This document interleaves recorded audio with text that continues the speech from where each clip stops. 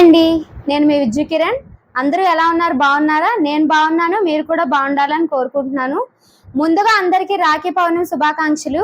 రాఖీ పౌర్ణమి శుభాకాంక్షలు చాలా ఆనందంగా చెప్దాం అనుకున్నాను, కానీ వారం రోజుల నుంచి జరుగుతున్న ఒక సంఘటన నన్ను చాలా భావోద్వేగానికి గురి చేసింది. ఆ విషయం ఆల్రెడీ మనందరికీ తెలుసు, సోషల్ మీడియా వల్ల చాలా వైరల్ అయిపోయింది. వారం రోజుల క్రితం కోల్కతాలోని ఒక గవర్నమెంట్ హాస్పిటల్లో జూనియర్ డాక్టర్గా వర్క్ చేస్తున్న మౌమిత అనే ఒక అమ్మాయిని ఒక గ్రూప్ ఆఫ్ పీపుల్ చాలా దారుణంగా రేప్ చేసి అతి కిరాతకంగా చంపేశారండి. ఆ విషయం మనందరికీ తెలుసు. చనిపోయిన అమ్మాయి శవాన్ని తల్లి తండ్రి చూడడానికి వస్తే వాళ్ళని 3 గంటల పాటు హాస్పిటల్ బయట వెయిట్ చేయించారండి.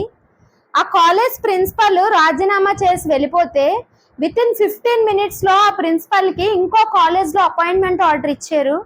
ఎంత దౌర్భాగ్య స్థితిలో ఉన్నామండి మనం. ఒక అమ్మాయి చనిపోతే ఆ అమ్మాయిని కిరాతకంగా చంపేస్తే ఆ చంపేసిన వాడికి వాళ్ళ వరకు ఎటువంటి శిక్ష వేయలేదండి. కనీసం ఆ అమ్మాయికి ఎటువంటి న్యాయం జరగలేదు. ఆ అమ్మాయికి చాలా మంది చాలా రకాలుగా నిరసనలు తెలియజేస్తున్నారండి, కానీ ఇప్పటిదాకా అమ్మాయికి ఎటువంటి న్యాయం జరగలేదు. ఈ రక్షాబంధన్ రోజున నాదొక విన్నపం అండి.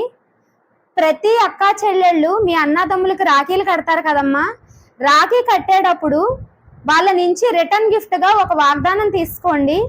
మీకు వాళ్ళు ఎంత అండగా ఉంటారో లైఫ్ అంతా అంత అండగా ఉండక్కర్లేదు, కానీ వాళ్ళ వల్ల ఏ ఆడపిల్లకి ఎటువంటి హాని జరగదని, ఏ ఆడపిల్లని ఎటువంటి తప్పుడు అభిప్రాయంతో చూడనని వాళ్ళ దగ్గర నుంచి మీరు వాగ్దానం తీసుకోండి. తల్లిదండ్రులు మీరు కూడా అమ్మాయిని బయటికి పంపించేటప్పుడు జాగ్రత్తగా ఉండు, ఇంటికి టైంకి రా, అలా బట్టలు వేసుకో, ఇలా బట్టలు వేసుకో అని ఆడపిల్లకి జాగ్రత్తలు చెప్తారు కదండి. అలా మీ మగపిల్లాన్ని కూడా మీరు జాగ్రత్తలు చెప్పి పెంచండి.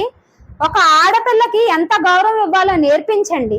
మిమ్మల్ని మీ అమ్మాయిల్ని ఎంత గౌరవంగా చూస్తారో, ఏ చెడు అభిప్రాయం లేకుండా మీకు ఎంత గౌరవం ఇస్తారో అలాగే ప్రతి ఆడపిల్లకి అంతే గౌరవం ఇచ్చేలాగా మీ పిల్లల్ని కూడా నేర్పించండి.